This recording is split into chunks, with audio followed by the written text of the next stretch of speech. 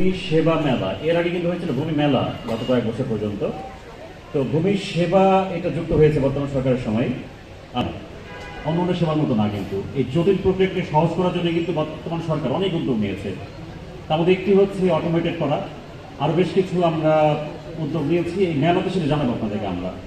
এই মেলাটা কিন্তু একদিনের জন্য না, এবং সমস্ত সেবাও দেওয়া হবে না। এই মেলা হচ্ছে 3 দিন ব্যাপী সারা বাংলাদেশে চলবে, জেলা উপজেলা সব জায়গাতে 500টি উপজেলায় চলছে এবং 64 জেলাতে চলছে।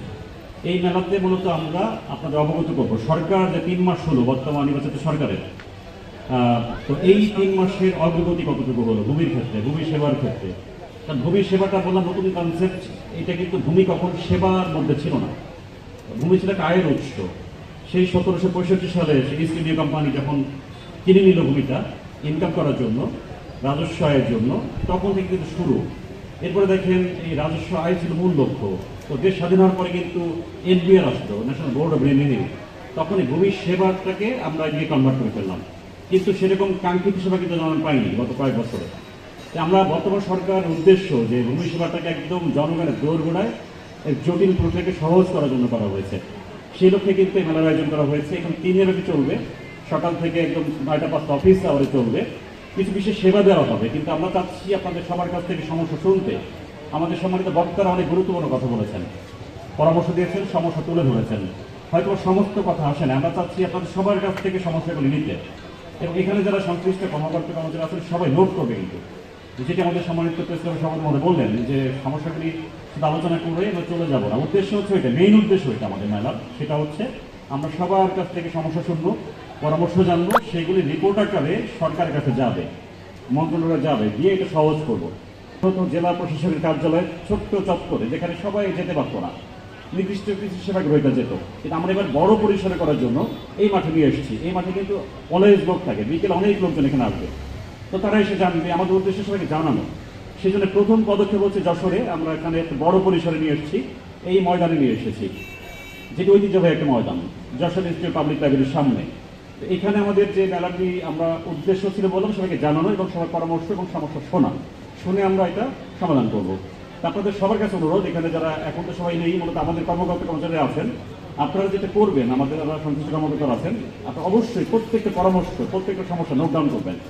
এটা বলা হয়েছে আপনাদের আগেও, আমি আবার বলে রিপিট করে যাচ্ছি। প্রত্যেকটা ক্ষেত্রে আমরা প্রতিদিন কী কী সমস্যা পেলাম, কী কী পরামর্শ পেলাম, এই সবগুলি কিন্তু আমরা প্রতিদিনই কম্পাইল করবো, কম্পাইল করে আমরা এটা রেকর্ড করবো। তো 3 দিন ধরে এটা আমরা জাস্ট এই সমস্যা সম্ভাবনা শুনবো, শুনে আমরা রিপোর্ট করবো।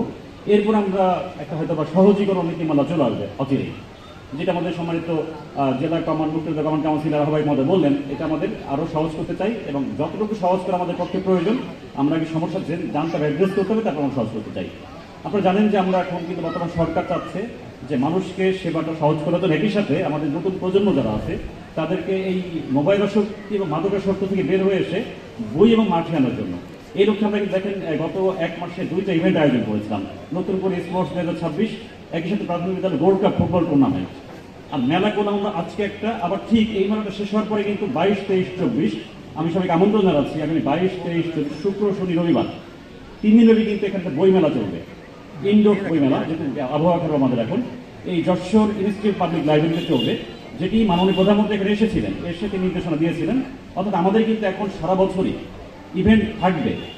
উদ্দেশ্য হচ্ছে যে আমাদের সরকারি সেবাটাকে মানুষের কাছে পৌঁছানো, সহজে পৌঁছানো, একই সাথে সরকার যেটি চাচ্ছে আমাদের নতুন প্রজন্মকে কিন্তু বইমুখী এবং বাকমুখী করার জন্য, খেলাধুলা, বই পড়া উৎসাহিত করার জন্য। তো সেই লক্ষ্যে আমরা আবারও বলছি যে এই 3 দিন পরে কিন্তু আরও একটা মেলা শুরু হবে, বই মেলা, এই প্রাঙ্গণেই শুরু হবে, একই সেটআপে শুরু হবে। তো সবাইকে আমি এটাই বলবো যে বর্তমান সরকার খুবই আন্তরিক, মানবিক সরকার, যাচ্ছে সবাইকে সেবা একদম দোরগোড়ায় পৌঁছে দেওয়ার জন্য এবং মানুষকে একেবারে সুস্থ বিনোদন দেওয়ার জন্য। সেই লক্ষ্যে জেলা প্রশাসন যাতে কাজ করছে। আমি আশা করছি যে এই ভূমি সেবা মেলা 2026 নতুন আঙ্গিকে, যেটা আমাদের ভূমি মেলা থেকে রূপান্তরিত ভূমি সেবা মেলা হয়েছে, সেইখানটাতে আপনারা সবাই আমাদের পরামর্শ দিবেন, আমাদের যে কোনো অভিযোগ করবেন, আমি অভিযোগ চাচ্ছি, অভিযোগ করবেন, সমস্যাগুলো তুলে ধরবেন, পরামর্শ দিবেন। আমরা সবগুলো কম্পাইল করে এই সেবাটাকে সহজ করে আপনাদের দোরগোড়ায় পৌঁছে দেবো। সরকারের লক্ষ্য আমরা পূরণ করবো ইনশাআল্লাহ। এই প্রত্যাশা রেখে আপনাদের সবাইকে আন্তরিক কৃতজ্ঞতা ধন্যবাদ জানিয়ে আমি উদ্বোধন অনুষ্ঠানে সমাপ্ত ঘোষণা করছি। আসসালামু আলাইকুম।